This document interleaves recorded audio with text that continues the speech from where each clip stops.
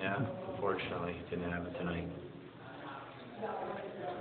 Really kind of a minor league hockey quirk that find yourself now with for AHL experience, less experienced roster tonight than you had at the start of the season. Yeah. You know what? I think that despite some of the guys that we've called up from the East Coast League have played a lot in this league, so we've got enough experience to win a game. We should have won a game tonight. We didn't. It had nothing to do with our experience. It just had to do with we didn't execute well enough to win the game. What do you make of what Ted Nolan said about Grigorenko? I mean, he comes back down, gets a goal for you. Yeah. Played exceptionally well, but he gets a goal, and just maybe good for his confidence to go into this last stretch. Yeah. Well, the goal hopefully will help him with that, but I think we all and everybody expects him to be a lot more impactful for 60 minutes as opposed to the opportunities that he gets to score. We know he can score. He's got to make players around him better. He's got to make our power play better.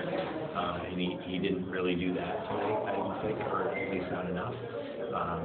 So I think we're all on the same page where we want more out of him. We expect more out of him. I think he's a better player than what he's showing up in Buffalo, and I think he's a better player than he scored tonight. That's great, but he's got to be a dominating player. I think he should be, and we need to see more of that. I mean, how do you get that out of him? I mean, it just seems like the thing has been with him competing, playing hard. It still didn't look like it was really there tonight. It was like a full game of competing hard all the way through. I mean, how many people need to say he needs to compete harder before we just go, maybe it's not going to happen? It's the age-old story, and this is a development league, and part of our challenge as coaches is to try to find a way to make him or have him do that. But as we all know, a lot of times it's not there until the student's ready to make it part of their habits and part of their repertoire and understand how important it is. We've talked about in the past, a guy like, Catanacci, who just for the longest time had a hard time playing the way we needed him to, so his role was lessened on the team.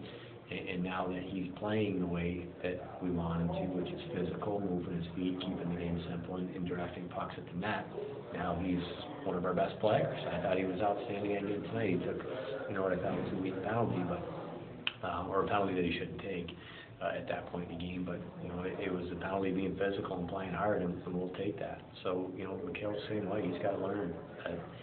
If he wants to play at the highest level consistently and be an impact player, he's got to compete hard every night. Like Kevin Sumner, where's he at right now? In terms of his play or well, I mean, is mentally? it kind of just salvage something out of this season this last month? Well, I think everybody's got something to play for. Kevin wants to have a job next year for sure. And he also wants to prove that we've made mistakes with him, I'm sure. I think he's played fairly well and has gotten better in the games that he's been back with us. He wasn't on the power play tonight, but he was last week. And, so he's getting opportunities, playing against top lines. He's playing with good players.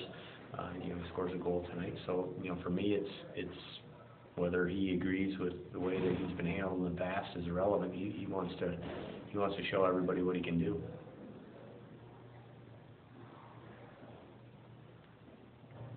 The major on the boarding penalty on Pellick? It was a weak call. I just looked at it. It's a bad call. Was the puck there? Puck was in the kid's feet. Okay. And Pelly went shoulder on shoulder, and it was 5-minute major for hitting too hard. And it's unfortunate because those are plays, and we end up scoring on the 4-on-4, so it worked in our benefit. But you can't guess on those. You can't guess and change the game at that point of the game. I don't know whether that's a penalty or not, so it was unfortunate. I mean, they got the wrong guy on the goal interference. Yeah, it was Did Rankin right from start to finish. It was sloppy. There were icings that were miscalled. There was, they couldn't get things straight in terms of the calls. It definitely, I got in my office after the game. It was 9:56, so that's about all you need to know about how long it took this game to happen tonight. It's a 2-hour, 56-minute game or whatever. How long did it take him to sort out everything tonight? It was like just a long, long game. The disallowed goal, was that the right call? I didn't see it. We couldn't see it. I guess the TV had I looked at it, I think that the real call was they knocked the net off on purpose because the puck was at the net. So to me, that was more of the call. I couldn't tell whether it went in or not, but if they intentionally take the puck, the net off, it's obviously a penalty, or possibly a goal. And didn't the guy Dumont have Rankin's visor in that scrum? Like, shouldn't that be an extra minor? There was.